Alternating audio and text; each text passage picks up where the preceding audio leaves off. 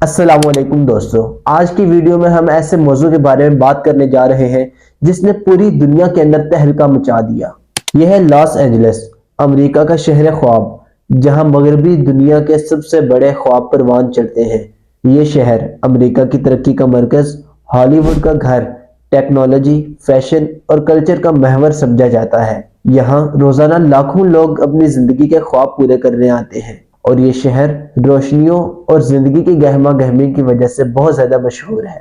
لیکن ذرا رکیں، یہی لاس اینجلس جو کبھی ترقی اور طاقت کا مرکز سمجھا جاتا تھا، حال ہی میں ایسی تباہی کا شکار ہوا کہ اس نے پوری دنیا کو ہلا کر رکھ دیا۔ اور معذرت کے ساتھ، یہ وہی لاس اینجلس ہے جو دنیا کو تو ہیومن رائٹس اور انصاف کا درس دیتا ہے، لیکن فلسطین جیسے مظلوم ممالک میں ہونے والے ظلم کے بارے میں خاموش رہتا ہے۔ بعض لوگوں کا کہنا ہے کہ یہ تباہی بجلی کے شارٹ سرکٹس کی وجہ سے ہوئی، لیکن بہت سارے لوگ اس بات پر متفق ہیں کہ یہ کوئی مکافات عمل نظر آتا ہے۔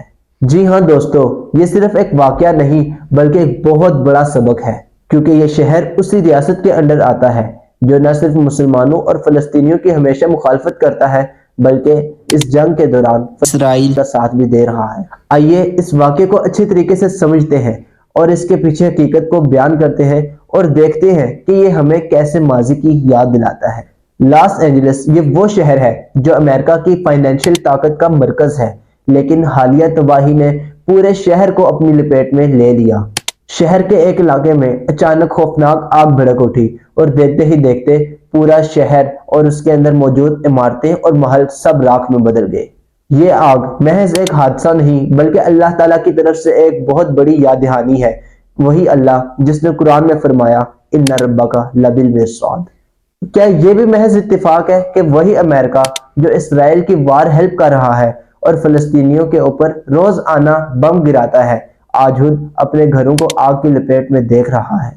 امریکی تجزیہ نگار جیمس ووڈز کی ایک سٹیٹمنٹ تو دیکھیں جس میں وہ نیتن یاہو کا شکریہ ادا کرتے ہوئے کہہ رہا ہے No ceasefire, no compromise, and no forgiveness for Palestine. By the way, nice job.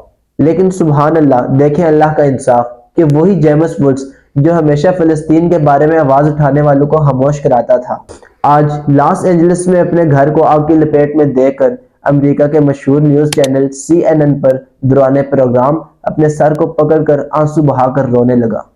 یہ مکافات عمل نہیں تو اور کیا ہے؟ قرآن اس بارے میں کیا کہتا ہے؟ واللہ عزیز ذو انتقام۔ یہ کوئی پہلا واقعہ نہیں کہ اللہ تعالیٰ نے دین کے خلاف آنے والوں سے بدلہ لیا ہو۔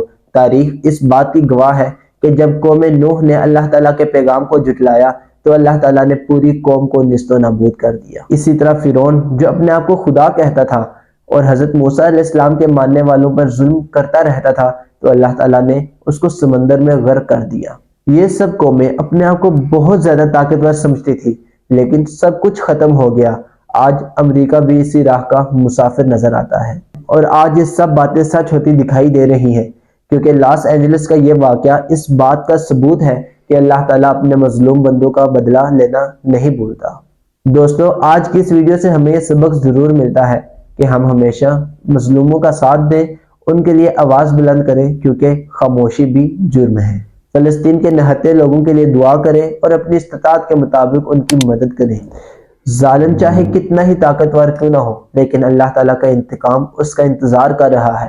آخر میں اسی قرآنی آیت کے ساتھ اپنی ویڈیو کا اختتام کرتے ہیں۔ وَسَيَعْلَمُ الَّذِينَ ظَلَمُوا أَيَّ مُنقَلِبٍ يَنقَلِبُونَ۔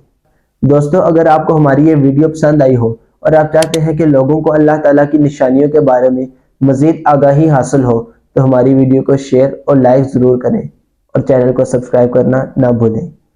ملیں گے اسی طرح کی ایک نیو انفارمیٹیو ویڈیو میں، تب تک کے لیے اللہ حافظ۔ اللہ تعالیٰ نے قرآن میں کیا خوب فرمایا، تِلْکَ الْأَيَّامُ نُدَاوِلُهَا